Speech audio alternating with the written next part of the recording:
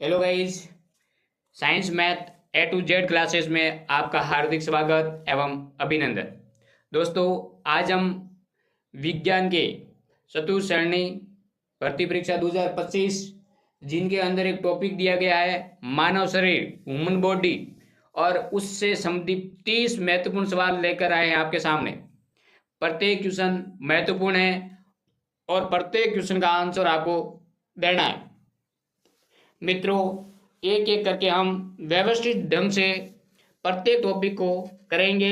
उनके ऑब्जेक्टिव भी सवाल करवाएंगे, थ्योरी बेस्ड भी सवाल यहाँ करवाएंगे। अब हम बात करते हैं आज की टेस्ट सीरीज, जिसमें 30 सवाल महत्वपूर्ण साइंस के होंगे और वो है आपके सामने इस प्रकार। पहला क्वेश्चन। मित्रों, यदि आप इस चैनल पर नए हो तो चैनल को सब्सक्राइब जरूर करें और एक बेल आइकन को प्रेस करें, जिससे हर प्रकार के नोटिफिकेशन आपको सबसे पहले पहुंचे। मित्रों, साइंस और मैथ की पूरी तैयारी इस चैनल पर करवाई जाएगी। अब हम बात करते हैं पहला क्वेश्चन है, मनुष्य के शरीर का तापमान होता है 27 degree Celsius, 37 degree Celsius, 78.6 degree Celsius, 98.6 degree Celsius. क्या आंसर सही होगा मित्रों? जल्दी से जल्दी कमेंट बॉक्स के अंदर इसका आंसर दे। मित्रों, इसका आंसर सेकंड, आपका दूसरा आंसर करेक्ट है। 37 डिग्री सेल्सियस मनुष्य के शरीर का तापमान होता है। अगला दूसरा क्वेश्चन आपके पास में इस प्रकार है, प्रत्येक क्वेश्चन का आंसर आपको देना है। मनुष्य के शरीर का सामान्य तापमान होता है, वहां आपको सेल्सियस में पूछा गया था, सेल्सियस में, और यहाँ आपको फ़ारेनहाइट में पूछा गया। मित्रों, दोनों में संबंध क्या होता है ये भी आपको आना चाहिए। तो ध्यान ये रखना है कि 0 डिग्री सेल्सियस बट्टा 100 बराबर फ़ारेनहाइट -32 और बट्टा आपको करना है 180।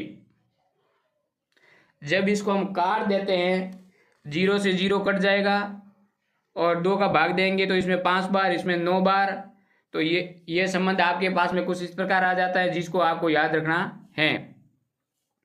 डिग्री सेल्सियस बटा 5 बराबर फ़ारेनहाइट -32 और यहाँ आ जाएगा आपके 9। अब आपको पता है कि सेल्सियस के अंदर इसका तापमान होता है, वो कितना होता है? 37 डिग्री। तो यहाँ कितना आ जाएगा? 37 डिग्री। और फ़ारेनहाइट आपको ज्ञात करना है, तो आपके पास में सूत्र कुछ इस प्रकार बन जाएगा मित्रों। फ़ारेनहाइट बराबर 37 डिग्री गुणा 9/5 और प्लस में आ जाएगा 32। तो ये आपके पास में 67.6, उसमें आपको 32 जोड़ना है, तो आ जाएगा आंसर 98.6 डिग्री फ़ारेनहाइट। तो मित्रों, इस 4 ऑप्शन दिए गए, इनमें से आपका आंसर 98.6 फ़ारेनहाइट करेक्ट आंसर है आपका। संबंध भी हमने बता दिया कि किस प्रकार आपको याद करना है। डिग्री सेल्सियस में यहाँ रखना है और फ़ारेनहाइट -32 बट्टा में लिखना है 9। ये सेल्सियस और फ़ारेनहाइट के अंदर संबंध है, महत्वपूर्ण सूत्र है, याद रखना आपको। ऐसा नहीं आपको 37 डिग्री दे, दूसरा मान भी दे सकता है, लेकिन मनुष्य के शरीर की बात आएगी तब आपको 37 डिग्री सेल्सियस दिया जाएगा। अगला क्वेश्चन, केल्विन स्केल में मानव के शरीर का सामान्य तापमान कितना होता है? 290 केल्विन, 310 केल्विन, या 300 केल्विन, या 305 केल्विन। मित्रों, ये आपको पता है कि मानव के शरीर का तापमान सेल्सियस के अंदर होता है 37 डिग्री सेल्सियस। मित्रों, आपको पता होना चाहिए कि 0 डिग्री सेल्सियस बराबर होता है 273 केल्विन। 0 डिग्री सेल्सियस का मतलब 273 केल्विन। यहाँ आपको दिया गया 37 डिग्री सेल्सियस, 37 डिग्री सेल्सियस। तो आपको करना 273 केल्विन के अंदर जोड़ना है क्या? 37। जोड़ने पर आपके आंसर आ जाएगा 310 केल्विन। कितना आ जाएगा? 310। तो मित्रों, आपका आंसर है वो 310 केल्विन सही होगा। यहाँ जो फ़ारेनहाइट है फ़ारेनहाइट नहीं है, केल्विन है, के है। सेकंड ऑप्शन आपका करेक्ट है। अगला क्वेश्चन मित्रों, यदि आप इस चैनल पर नए हो तो इन दोनों चैनल को सब्सक्राइब करें। यहाँ पर साइंस और मैथ के वीडियो डाले जाएंगे या राजस्थान जीके और अन्य जो भी सब्जेक्ट हैं उनके वीडियो डाले जाएंगे।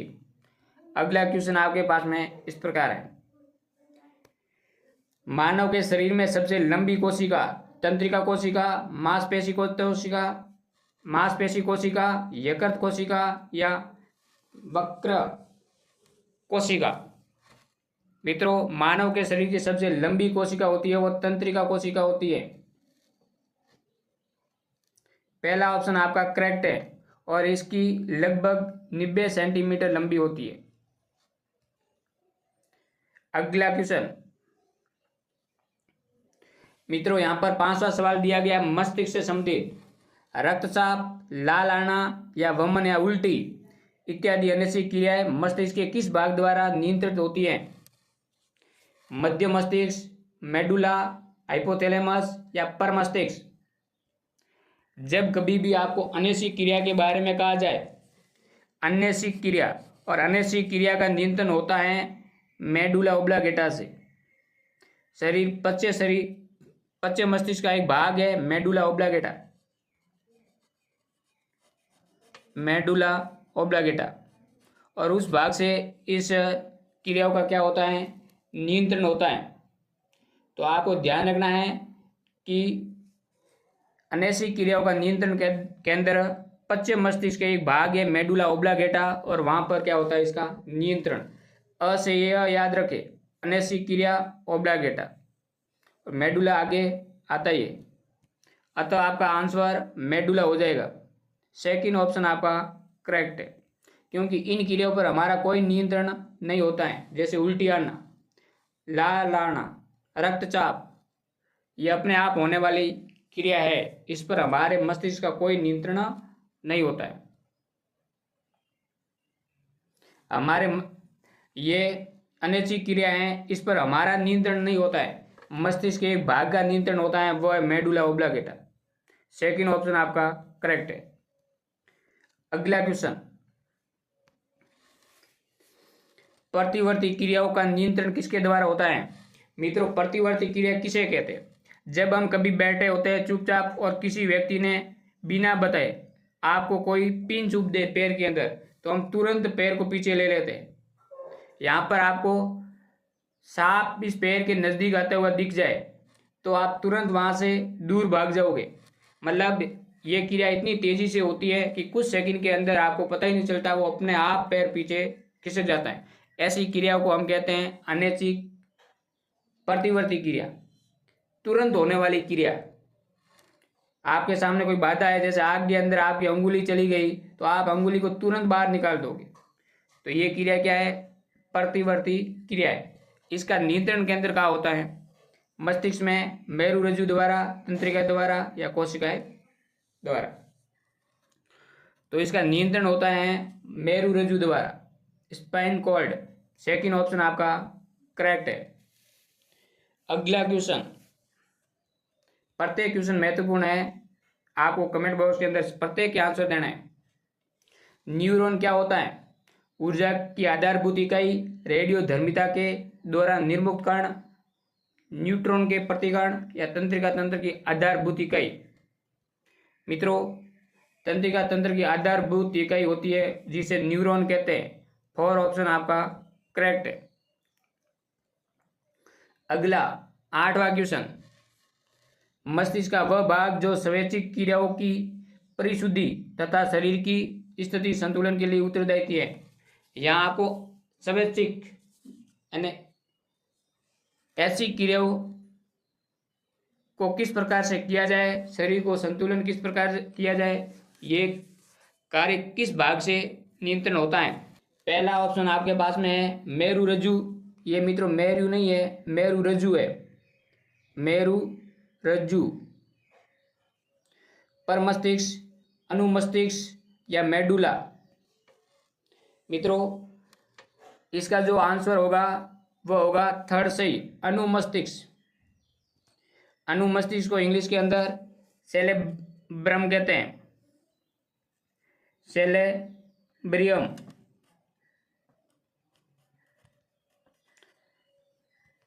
आपका आंसर थर्ड सही है। अगला क्वेश्चन, निम्न में से कौन मनुष्य मस्तिष्क का सबसे बड़ा भाग है?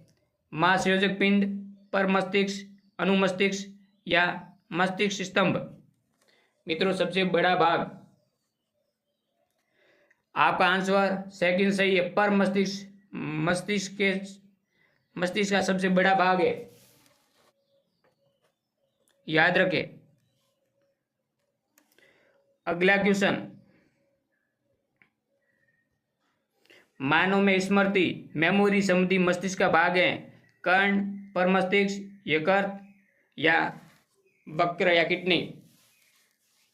याद रखना, अग्र मस्तिष्क का भाग होता है जिसे पर मस्तिष्क या सेरिब्रम कहते हैं। दूसरा ऑप्शन आपका करेक्ट है। 11वां क्वेश्चन, वापिस यहां पूछा गया अनैच्छिक क्रिया। अनैच्छिक क्रिया में अ याद है, ओब्लागेटा याद होना चाहिए। क्या होना चाहिए? ओब्लागेटा।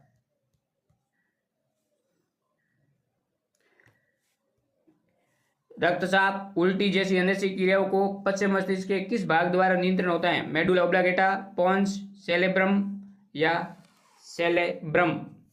इसका मतलब होता है अनुमस्तिष्क, और सेरिब्रम का मतलब होता है पर मस्तिष्क। ये भी आपको याद रखना है। तो मित्रों, अनैच्छिक क्रियाओं का नियंत्रण केंद्र कौन सा है? सभी को याद होना चाहिए, मेडुला ओब्लागेटा। पहला ही ऑप्शन आपका करेक्ट है। अगला क्वेश्चन 12वां, भूख प्यास के केंद्र मस्तिष्क के किस भाग में स्थित होते हैं? मेडुला ओब्लागेटा में, द्रक-पोलियो, अनुमस्तिष्क या हाइपोथैलेमस? जब कभी भी आपके भूख और प्यास की बात आ जाए, और भूख और प्यास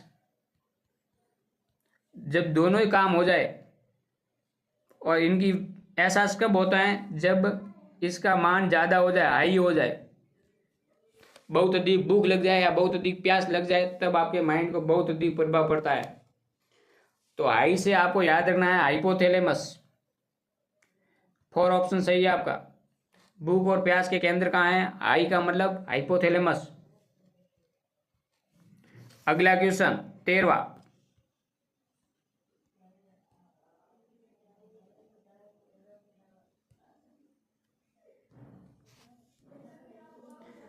औसत मानव मस्तिष्क का वजन होता है 1.64 kg, 1.36 kg, 1.46 kg या 1.33 kg, 63 kg?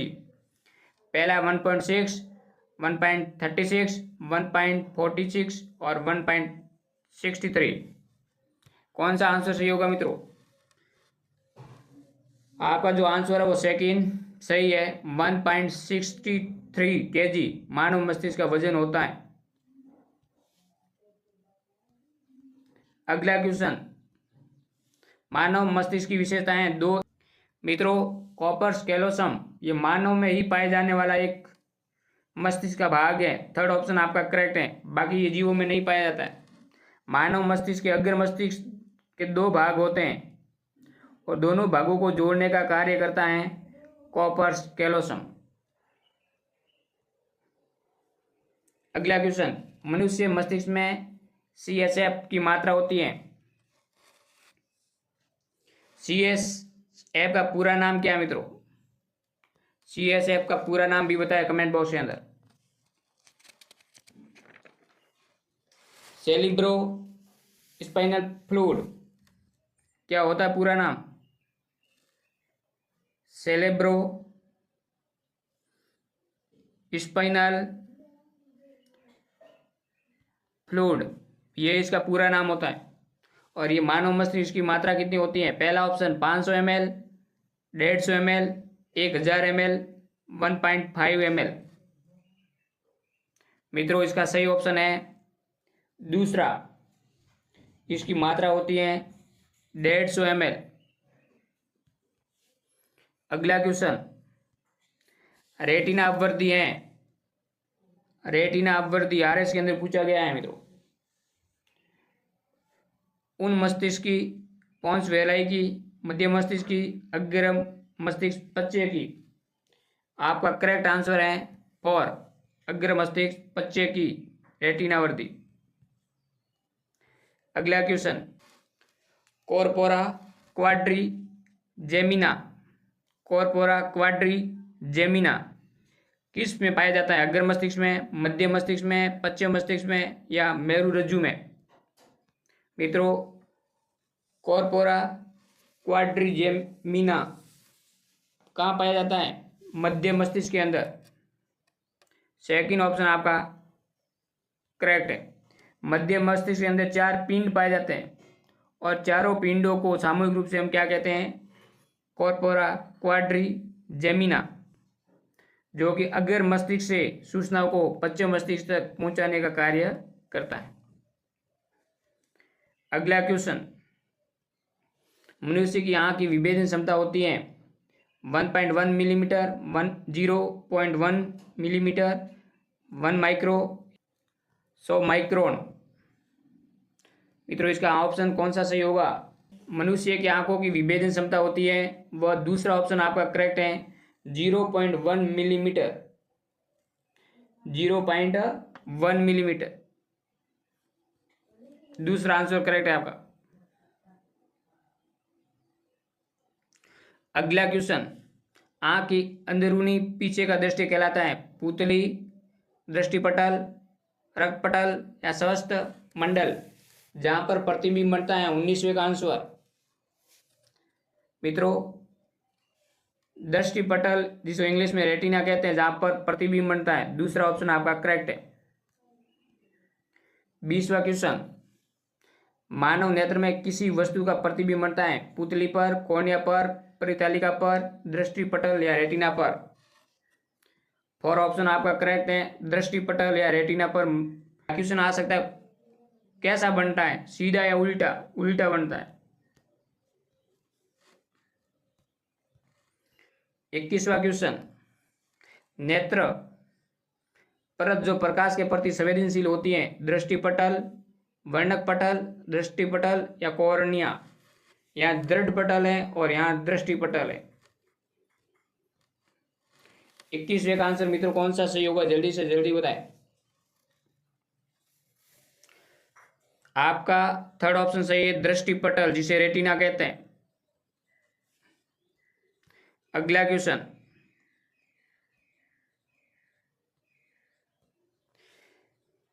मानव नेत्र का वह भाग जो नेत्र के अभिसारी लेंस के लिए फोकस का कार्य करता है, कॉर्निया, आइरिस, पुतली या रेटिना?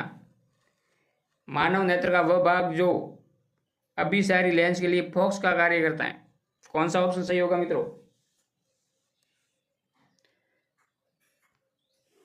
यानी आपके जो आंख है वहां से जो प्रकाश किरणें गुजरने के बाद में कहाँ केंद्रित होती हैं, कहां पर प्रतिबिंब बनता है, जिसे रेटिना या दृष्टिपटल कहते हैं। अगला क्वेश्चन, एक पेशीय डायफ्राम जो मानव नेत्र में पुतली के साइज को नियंत्रण करता है, परितालिका, कॉर्निया, रेटिना या कासाबद्रव? अच्छा सवाल है। मानव नेत्र के साइज को नियंत्रण करने वाला कौन सा पार्ट है? जल्दी बताएं मित्रों। पहला ही ऑप्शन आपका करेक्ट है, परितालिका या आइरिस। ये मानव नेत्र का लेंस होता है और यहाँ पर जो मांसपेशियां जुड़ी होती है और यहाँ इनके आगे ये आँख का भाग होता है जिसे कहते हैं परितालिका, और बीच में जो भाग होता है जिसे कहते हैं पुतली। यहाँ से प्रकाश अंदर प्रवेश करता है, तो ये परितालिका का भाग है, वो जब अधिक प्रकाश आता है तो ये शिथिल हो जाती है और जब कम प्रकाश होता है तो ये सिकुड़ जाती है, जिसके कारण पुतली का आकार बार बार चेंज होता है और प्रकाश को इस लेंस पर प्रवेश को नियंत्रण किया जाता है। तो ये कार्य आयरिस या परितालिका द्वारा किया जाता है? पहला ऑप्शन आपका करेक्ट है। अगला क्वेश्चन, मनुष्य नेत्र के किस भाग का प्रत्यारोपण संभव है? संपूर्ण नेत्र, रेटिना, कॉर्निया, कंजक्टिवा। आपका ऑप्शन थर्ड सही है। कॉर्निया भाग ऐसा है जिसमें रक्त नहीं पाया जाता है। कॉर्निया जो मानव नेत्र का सबसे अग्र भाग होता है जिसका प्रत्यारोपण संभव है, हटा सकते हैं हम। 25वां क्वेश्चन, एक सामान्य नेत्र के लिए सुस्पष्ट दृष्टि जो न्यूनतम मानक दूरी क्या है? 25 मिलीमीटर, 25 सेंटीमीटर, 25 मीटर, इनमें से कोई नहीं। मित्रों, न्यूनतम दृष्टि दूरी होती है या निकटतम दूरी होती है वो 25 सेंटीमीटर होती है। सेकंड ऑप्शन आपका करेक्ट है। इससे आगे वस्तु रखने पर हमें वस्तु साफ दिखाई नहीं देती है। अगला क्वेश्चन, सबसे अधिक अपवर्तनांक वाला आंख का अंग है? कॉर्निया, एक्वस ह्यूमर, लेंस या कांसा द्रव। सबसे अधिक अपवर्तनांक वाला पार्ट लेंस होता है मित्रों। मानव शरीर में लेंस कौन सा पाया जाता है? मानव नेत्र में, मानव नेत्र के अंदर द्विउतल उत्तल लेंस होता है, द्विउतल। अगला क्वेश्चन, मनुष्य नेत्र में पाया जाता है द्विउतल लेंस, द्विअवतल लेंस और द्विउतल लेंस प्रिज्म। मानव नेत्र में कौन सा लेंस पाया जाता है? उत्तल। और एक उत्तल दूसरे उत्तल को मिला दे तो द्वितल। थर्ड ऑप्शन आपका करेक्ट है। मानव नेत्र में कौन सा लेंस पाया जाता है? द्वितल।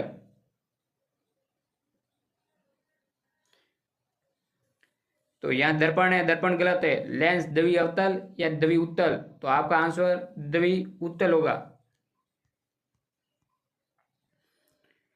आंख के किस भाग में वर्णक पाया जाता है जो व्यक्ति के आंखों का रंग निर्धारित करता है? कॉर्निया में, आइरिस में, कोरोइड में या रेटिना पर? मित्रों, आपका जो आंसर है वो 4 ऑप्शन सही है। दृष्टि पटल या रेटिना। 29वां सवाल, मायोपिया से ग्रसित व्यक्ति निम्न में से क्या नहीं कर सकता है? पास की वस्तु को साफ नहीं देख सकता है, दूर की वस्तु को साफ नहीं देख सकता है, दूर की वस्तु को साफ देख पाना, निम्न में से निम्न आवृत्ति को आवाज सुन पाना। मायोपिया से ग्रसित व्यक्ति क्या नहीं कर पाता है? दूर की वस्तुओं को साफ नहीं देख पाता है। थर्ड ऑप्शन आपका करेक्ट है। दूर की वस्तु को साफ दिखाई नहीं देना। मित्रों, ध्यान रखें कि आपको जब मायोपिया कहे इसका मतलब होता है निकट दृष्टि दोष। निकट दृष्टि दोष। और निकट दृष्टि दोष का मतलब है कि निकट की वस्तु तो साफ दिखाई देती है लेकिन दूर की वस्तु साफ दिखाई नहीं देती है। ये आपको याद रखना।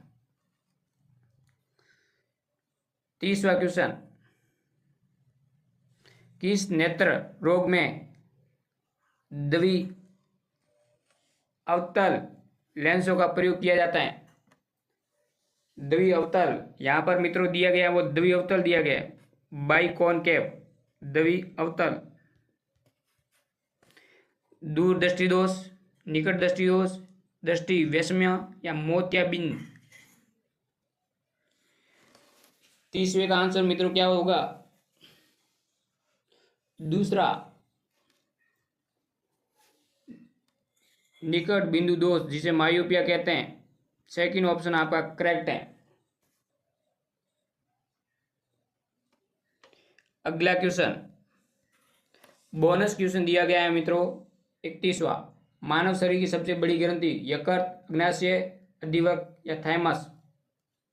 मानव शरीर की सबसे बड़ी ग्रंथि होती है यकृत। पहला ही ऑप्शन आपका करेक्ट है।